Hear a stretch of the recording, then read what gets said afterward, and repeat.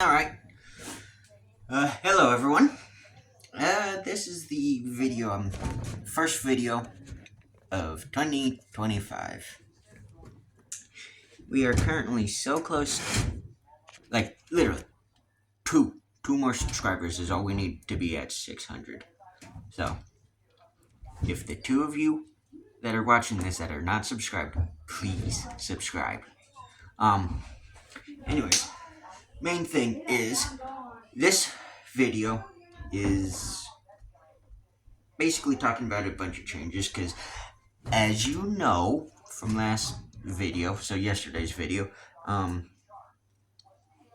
don't know how long I have to live, truth be told. I don't know if this year's gonna just get so bad that I say, screw it, this is my time to go. So with that being said, it more than likely ain't going to be my last year, but you know what I mean. With me not getting any better and all that, I'm deciding to basically kind of make this video to explain some changes that are coming to this channel while I eventually start to work towards what I want to do. So also sorry if you hear any background noises. Some family members are here right now helping to bathe some dogs. Some of our dogs, my grandma's dogs. I only have Cookie and Chico. So, anyways, point is, one is eventually once I get into a house, my family gets into a house, I'm going to be probably calling up the Game Commission's permit number for the state to get permits, wildlife permits. Of what, you may ask? Well, as many of you may know, my favorite animal is a snow leopard. Actually, I don't think any of you know this. Anyways, but yeah, no, my favorite animal is a snow leopard, and I eventually want to get I have to get the permits for exotic wild cats. And big cats in general. That's one thing you do need in this state is permits for like leopards, stuff like that. Snow leopards are obviously they're not related to leopards, but they have leopard in the name. So guess what? Obviously I want to get some permits and get a snow leopard to work with, specifically one to bottle raise, or at least close to done bottle raising if things work. Wean it that way and basically work with it to make it an animal ambassador and specifically an animal educator. So I can go around. Obviously, I can't bring it out of its cage, but it needs to be in a cage, which is the only unfortunate thing. But you can get a small little cage to bring around for leopards and stuff like that.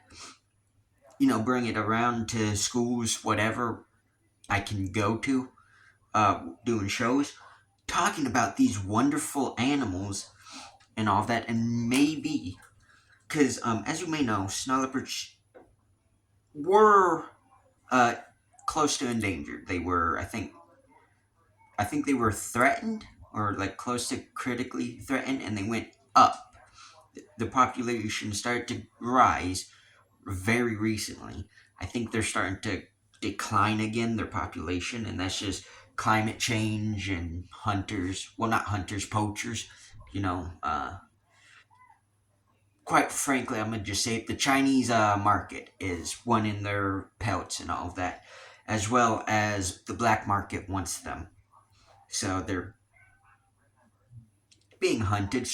And farmers are also shooting them in their range, which, I mean, it's like here in the United States with wolves.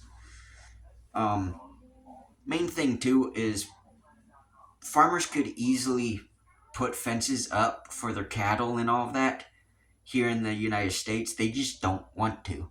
So what do they do instead? They shoot the damn wolf. Anyways, But point is I want to get permits to own and keep these wonderful, beautiful animals and teach about them. However, I don't think I will be getting. I may get my permits this year or maybe next year. I don't really know what all qualifications are. For the exotic wildcats.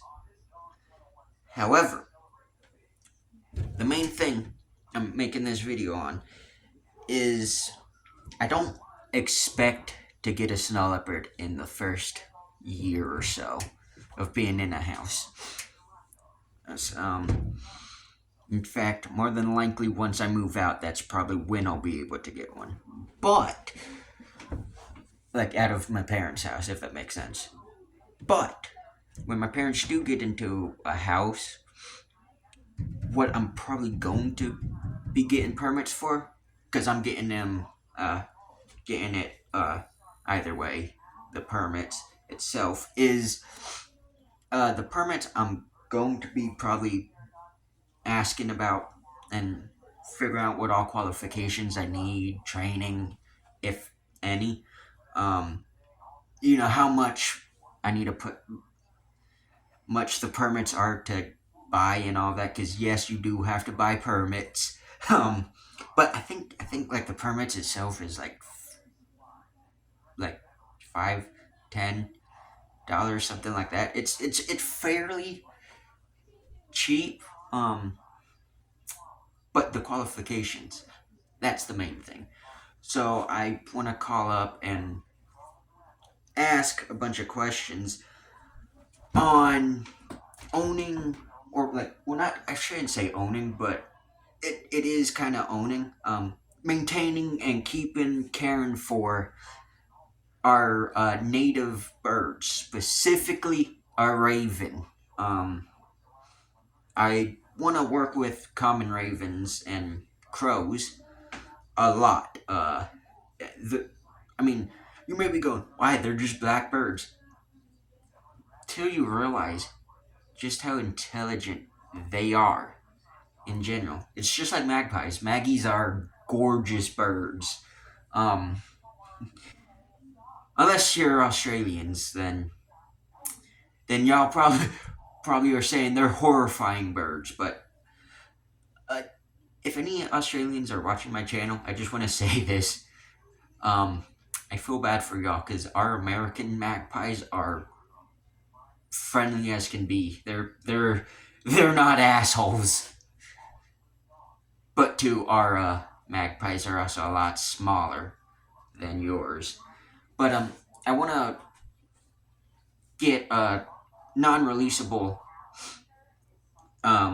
birds. So like ravens, stuff like that. That maybe someone shot because they were retarded.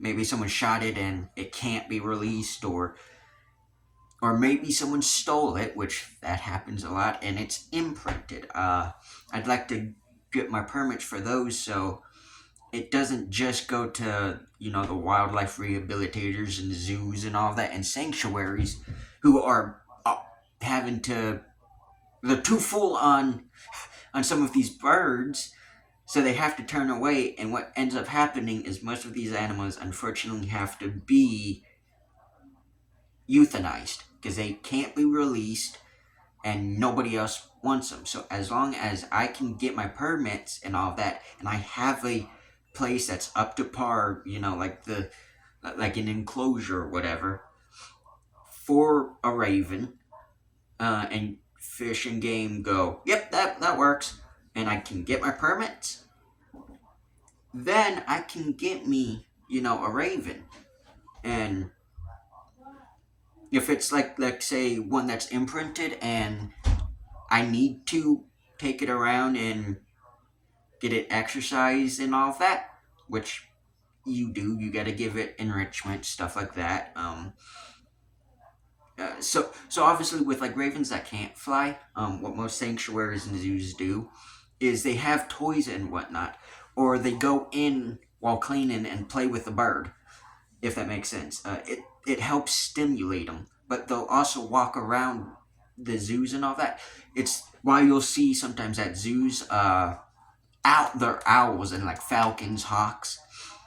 Many of those were birds that weren't are non-releasable. They weren't born in captivity. They were more than likely born in the wild. These are wild animals, but they got an injury or something. Like maybe they hit a window, which is a big thing that does unfortunately happen. Is birds hitting windows because they can't see the window. That's why they tell you to put like something that helps to break up your window, so they know, oh hey, there's something there. But obviously, uh, with zoos like that have owls and eagles and all that, they're non-releasable birds, but they still need exercise and enrichment and their brains to be stimulated. That's why they walk around talking into people with the birds sat on their arm, you know, and they're walking around, they're taking pictures, they're going like this, stuff like that. Because one, they're educational ambassadors, but two, they need it. They need these interactions because it stimulates their brain, And the birds that can fly, more than likely, reason why they have them, if they aren't captive bred, obviously, which many in zoos are captive bred, but the native bald eagles, stuff like that can fly, but they can't be released. It's because someone illegally had them or whatnot, and they imprinted on people, so they can't go back to the wild. But point is even if they can fly, they do training days where they put them on a post, staying back a certain ways, and they have these. Either they have their glove and they go up, and the bird, it has to come and land, and it can eat the rat or chick, that they have in hand as reward. Another thing that they like to do, that I've seen people do, is they'll take a rat or a dead bird, whatever, like a baby chick or a quail chick, like chicken chick, that's what I mean, or like a quail chick. Sorry, it's a Ariat. They take this like rope. I'm not sure what it's called, but it's like a rope thing. They'll tie it to the mouse or rat or whatever food source they're using. They put the bird on a perch, and they've worked so long that the bird doesn't leave the perch immediately. So they leave the bird on the perch, tell it to stay, and then they go a certain ways away, and they just start swinging the meal. And what ends up happening is the bird sees that flying around. It can smell it, it can see its food. You give the command to, fly, and as it's flying around, it gets exercise, because what they'll do is they'll pull down, so the bird has to kind of chase after it while you're swinging it around, and sometimes it takes one pass through, but other times it has to fly back around and come back around, and it helps to exercise these birds as well as give them enrichment, because even with them not being allowed back into the wild, they still need playtime, if that makes sense. They still need their brains to be stimulated, and they still need like a reward, stuff like that, for all this stuff, but they still need their brains to be worked, if that makes sense. And they have to work for most of the food to stay healthy and not get fat. So, obviously, if I get a raven that can fly, I'll have to train it and work with it and all that, but I mean, I have no problem doing that. It's a frickin' raven. Obviously, I don't know if even if I get permits now, I don't I don't know if I'm going to be able to get the bird itself yet, you know? Because there's a lot of things I guarantee you that go into it. Because, one, even if I get my permits, I don't have a place to hold it. Like, keep it inside, like an enclosure for it. That's what I was trying to say. Um, but two, I don't have all the stuff, but that doesn't mean, I won't, I can't work for it. And obviously, I don't think you can get your permits if you don't have, the proper enclosure and stuff you need. That's why I want to call them up and talk to them and see what requirements and everything is needed to get a non-releasable raven and the permits for it. Because if I have to volunteer at zoos and stuff like that, shoot, screw it, y'all ain't gonna see videos that much. I'm sorry. uh, you'll probably see little snippets, but I'll be mostly working towards that stuff. But now as for the main changes that are coming to this channel, obviously I don't expect to be okay. Alright, looking at something. I think it's just how everything looks, or maybe it was. Sorry, I got distracted with something. Obviously, that will take a lot of time. I'm not in a house. My family's not in a house yet, so. So as of right now, there's not going to be any breaks. But when we do get into a house, don't expect, multiple weeks in a row of videos, if that makes sense. Two, cryptid stuff. I'm gonna still be doing cryptid content, but this year I wanted to do a bunch of collabs, potentially. But with what happened with TALK CRYPTIDS channel, I don't think I'm going to be doing collabs because that's some unsavory stuff. Because as you may know, it's not TALK CRYPTIDS no more. He had to start from scratch. He lost 2,000 subscribers. He lost that entire channel because he got hacked and a bunch of other stuff happened. He couldn't get it reinstated, so he had to change it. If you are from TALK CRYPTIDS channel and you haven't subscribed to his new channel, it'll probably be linked down in the description. If not, it's cryptids. Pardon me, I'm probably not gonna pronounce it properly, but it's cryptids. Britannia, something like that. Again, I probably butchered the new name, but I'll probably have it linked in the description anyhow. I might eventually do a collab this year with him, because there's some fairly interesting stuff we could easily talk about, between both what he's looking out for in England and the UK itself, with the UK Wildman or Woodbooger, whatever they're calling it, and UK Dogman and the big cats, the tigers and I don't think it's lions, but like pumas, stuff like that. Because as well as potential wolves, in those countries, because wolves. I'd like to go on a tangent here too. So I'm going off topic, I know.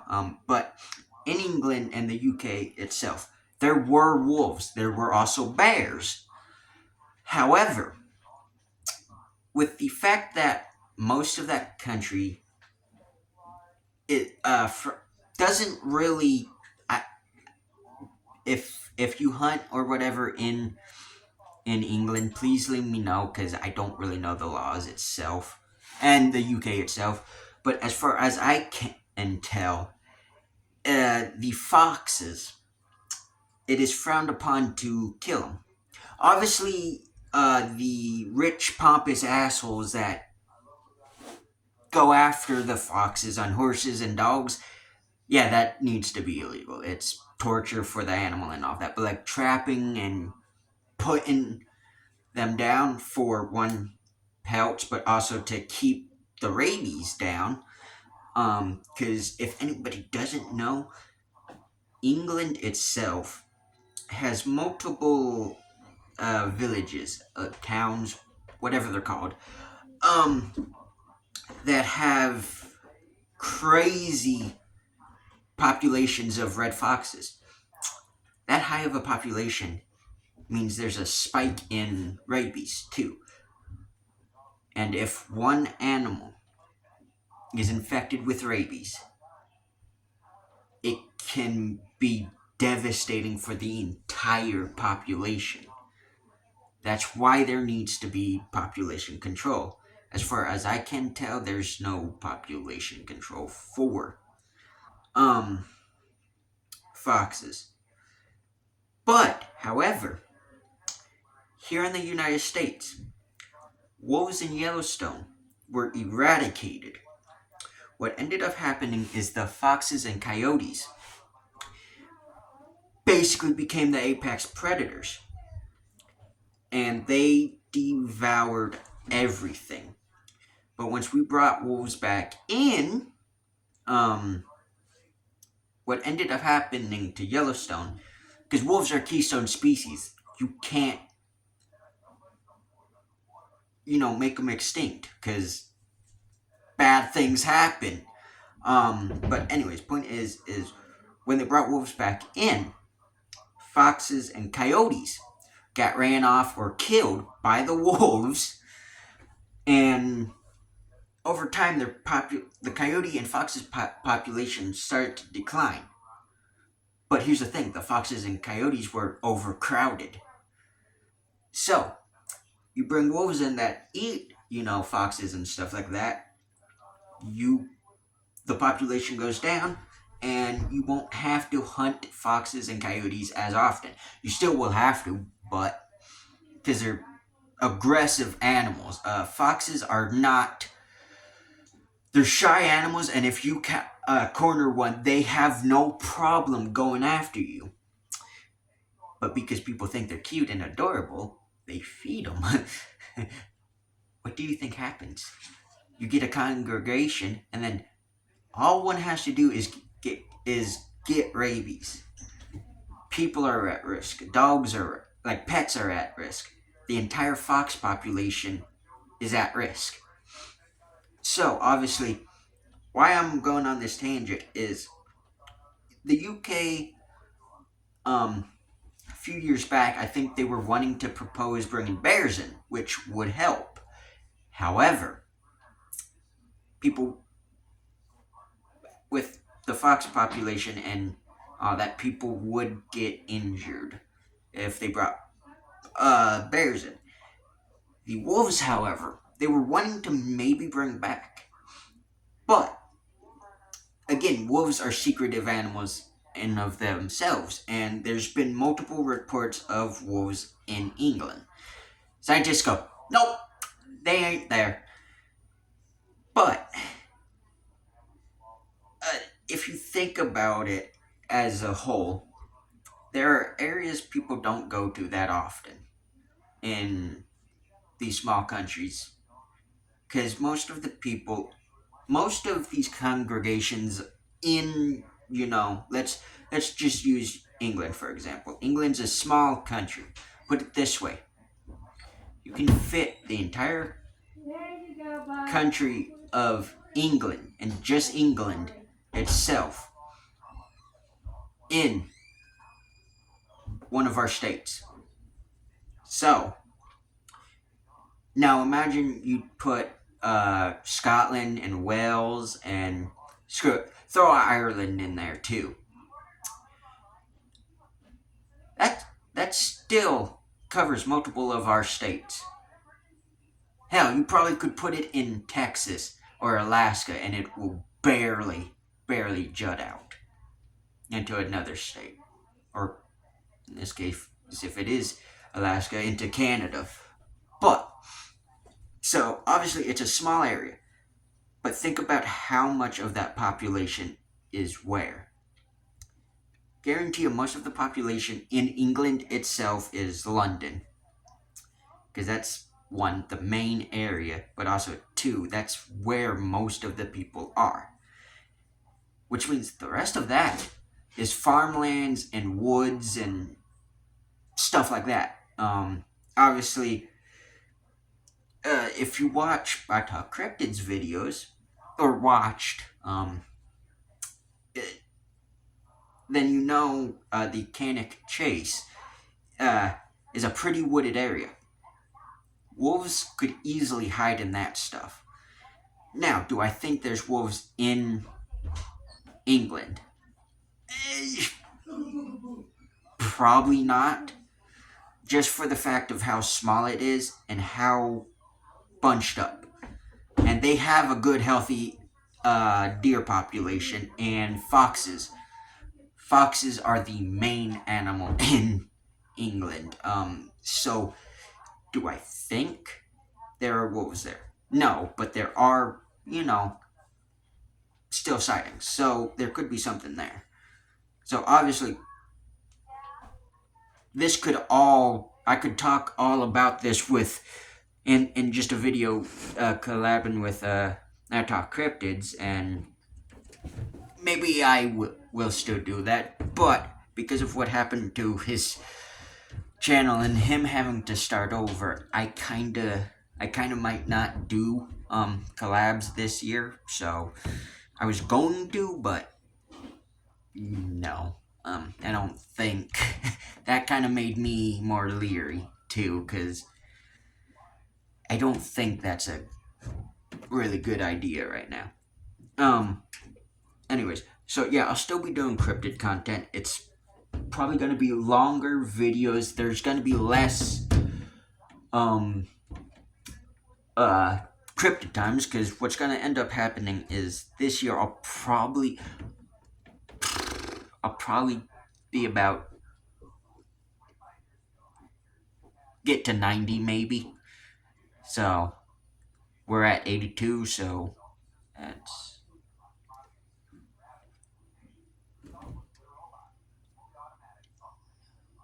about like 6 more videos. Just because that's 89, so yeah. No, 7, sorry. 7 more videos. So, and then 90s. That's about 8, yeah. Or I go 90 and then to 100 and stop at 100. Still haven't decided yet. But just know there's not going to be that many cryptid times this year. Most of the cryptid content is going to be longer form content. Specifically, I'm going to be probably ramping up Monster on the Mountain, as well as do some other side projects as well with cryptids.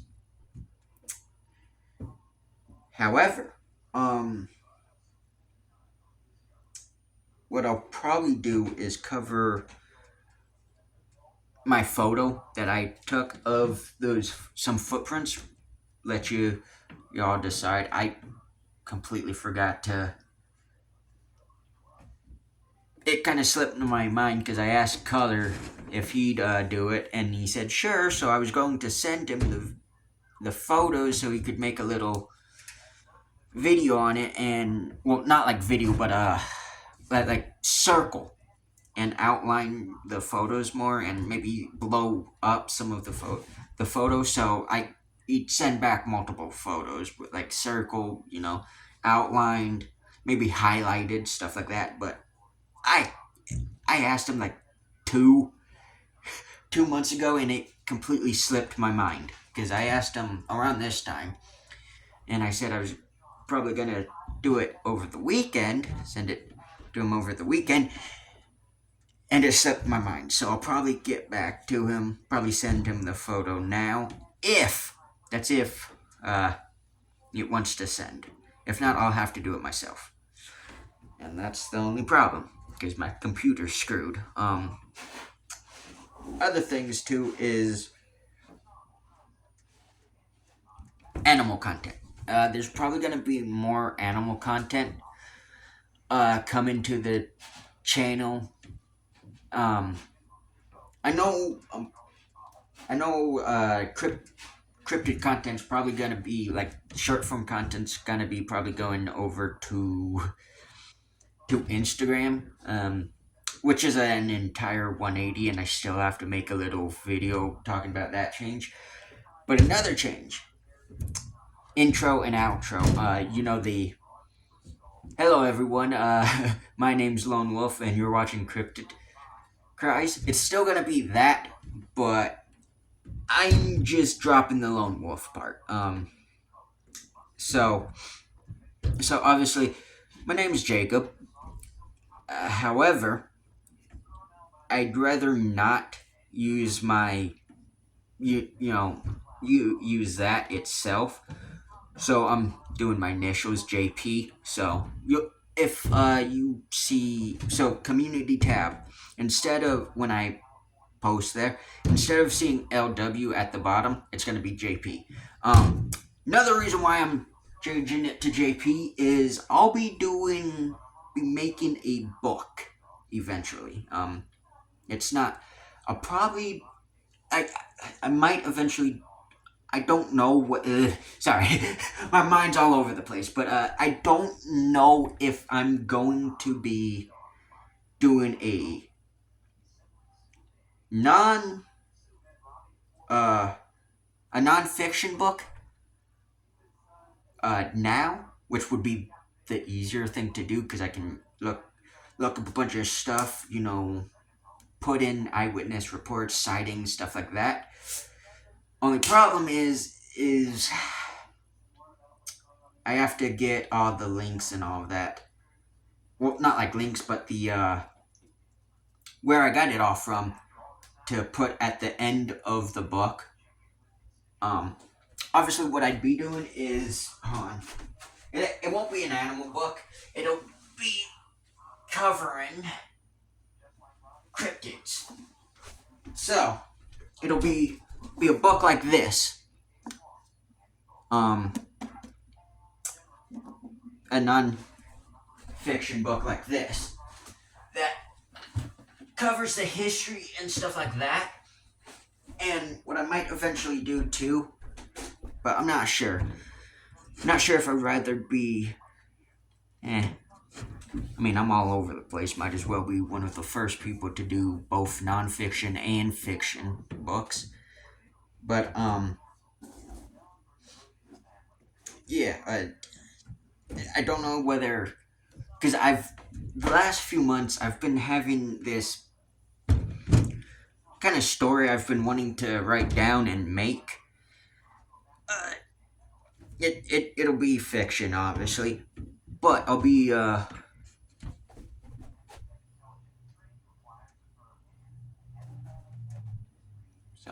but thought I heard something like fall. Anyways, I don't. I know this.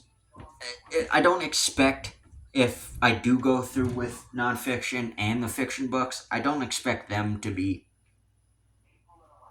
finished till like I'm 19 or whatever.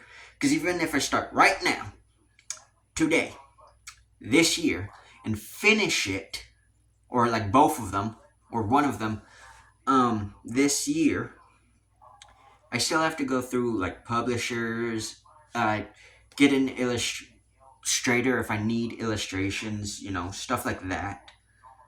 Um, all this stuff.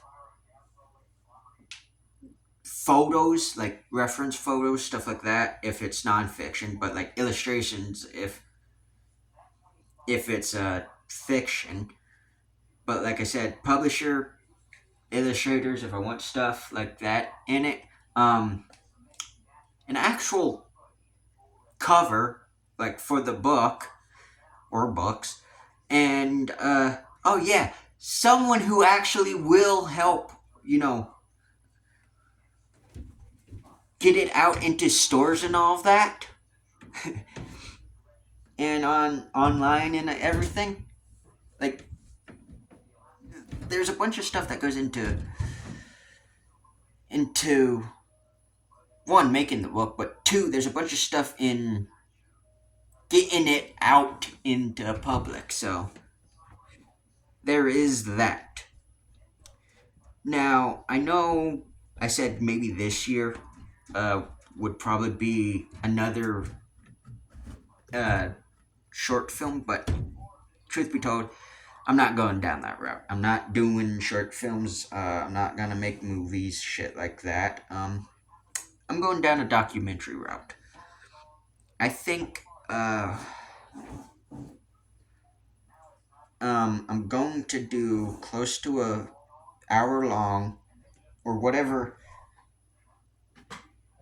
it'll get me, documentary on one, either the state I live in and the animals.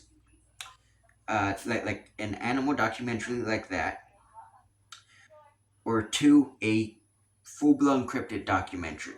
Obviously, I kind of have to look at some stuff. Might have to get a new computer that will actually run, or like PC that will actually run, to merge all of these stuff together and everything. And yeah, make a documentary, but I don't expect that to be this year either. Just with how everything's going. But like I said, there's a bunch of stuff this year that's going to be did, and then there's stuff, like I said, because what I'm eventually going to work towards as well is a zoo. Build my own facility, like zoological facility. But the cool thing too that I want to do is obviously see those.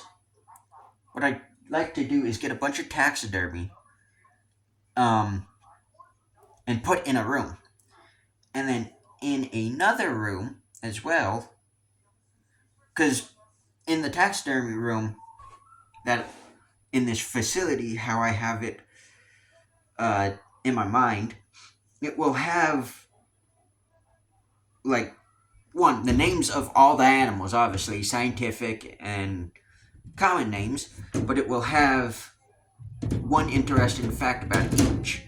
Obviously, some of the animals that you'll see, like that, the fox there, I can get for a zoo exhibit. But the squirrels, have you ever seen a zoo that had fox squirrel, gray squirrel, and red squirrel? I sure as shit haven't. But yeah, get like so facts like that. But then two, have another room that's dedicated to just nothing but cryptids. Well, multiple rooms technically, but like nothing but cryptids.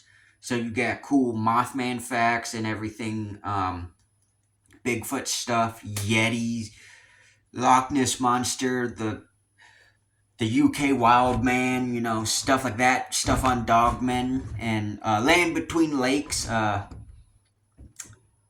which I might need to get to the LBL. That would be a fun thing to do. Well, I say fun, but if anyone knows some of the story behind uh, the land between lakes, that's a not so fun. That's like a not so fun place. um,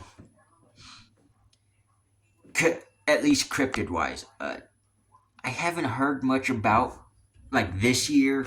Well, not last year. Sorry, we just started this year, but last year I haven't really heard much about the LBL. But if anyone knows, it's a predominant dogman sighting area, and it has a crazy backstory. I might need to get down there, and do a video there. And then I'm like 20 minutes from the West Virginia border or line. I might need to get into West Virginia again, go down to Point Pleasant, and go to the TNT area, where Mothman is said to have been seen multiple times. That would be a fun thing to do. Because I went to the museum and to the place a few years back. It's just never recorded it. Because we didn't stay at the TNT place that long. But yeah, might need to do that. I mean, it's a drive. I will say that it is a drive, but might need to do that. And shit, I'm close to Ohio as well. If I truly want to, I might say screw it and make a trip just down to Ohio for the day, and do a Ohio Grassman video. Because for anybody that wants to know about the Grassman and why he's called the Grassman, one, it's a Bigfoot, but it has long hair and all of that. But the Ohio Grassman is massive. Like, he's a massive monster. And I say he, but it's multiple creatures, obviously. The Grassman is like giants. These are 10 foot at least. Like 9 to 10 feet. That's, most Bigfoot is 8, like 7.5 to 8 feet. Ohio's Grassman is 10 foot easily. And they're massive creatures. And like, you see how small I am. I'm not even 6 foot. So imagine if I was 10 foot tall. One, I'd be hunched over like this in the room, because watch this. I just touched the ceiling doing that. So, one of the most predominant stories of the Ohio Grassman is this couple were at home late at night. Obviously, I think they were laying in bed watching TV, trying to sleep or whatnot, or they were just watching TV. It was something along that lines, and I forget which one it was, but one of them noticed something like near the window. They look, and there's a face like this, crouched down, peering into their window. And I believe it was second story, because if it was first story, yeah, it was crouched down like this. Because I think it was first story. But like, it was crouched down like this. Now imagine it standing up. Its nuts are in view of the window, if that makes sense. But I think it was actually second story. And they measured it to be 10 foot. And by they, I mean, one, the couple, but two, the BFRO, specifically Finding Bigfoot. I know a lot of people are gonna roll their eyes, but as much as Finding Bigfoot is very reality TV, and as much as the BFRO in general is a sketchy organization, you gotta admit they still do good investigations. I mean, they kind of have to. Now, I'm not going to be some dumbass walking in the woods going whoop whoop, gish, gish. You know, that's not me. Secondly, these creatures are intelligent. Guarantee you, they know it's a small naked creature, ape, trying to imitate them. Do you really want to mock a 10-foot creature? But like I said, they measured it and it was 10 foot from the window down. And then there was another sighting where some people were walking and they pointed out the tree. They measured that tree and it was 10 foot. And the head was over that. Like 10 foot was here, the head was here. So that's like here. So that's what, about 10 foot 5 or some shit like that. Or actually, I think if it's conical like most Bigfoots, top of the head is pointed like this. So yeah, it'd be about 11 foot. And these creatures are like me going like this still doesn't do much. Me going like this, I think this is about how wide they are. So like that's shoulder, this is shoulder. They're big, beefy creatures, the Ohio grassmen. So I might be going to Ohio doing that stuff, but yeah, there's gonna be some interesting stuff. Obviously, might be going back out to Utah for reasons. Don't know though. Probably not, but might be. So obviously, I might try to get into the woods in Utah next time. But yeah. Anyways,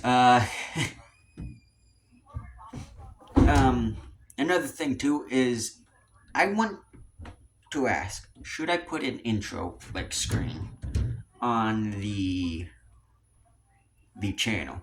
Because I know I already looked. Y'all prefer me not to edit videos. Y'all prefer this, and I, truth be told, do too. But yeah, since if you're watching this far, please comment down below. My videos have been kind of lacking views and comments, so if you are watching this, please, this far, and don't skip ahead. Thank you. Anyways, I know some of you people. I do it too. No, but if you're watching this far, and please comment down below. It does help get views up and get me out farther. Yeah, alright. I'm gonna leave this video off here, and yeah, so until next time, see y'all on the next hunt. Bye.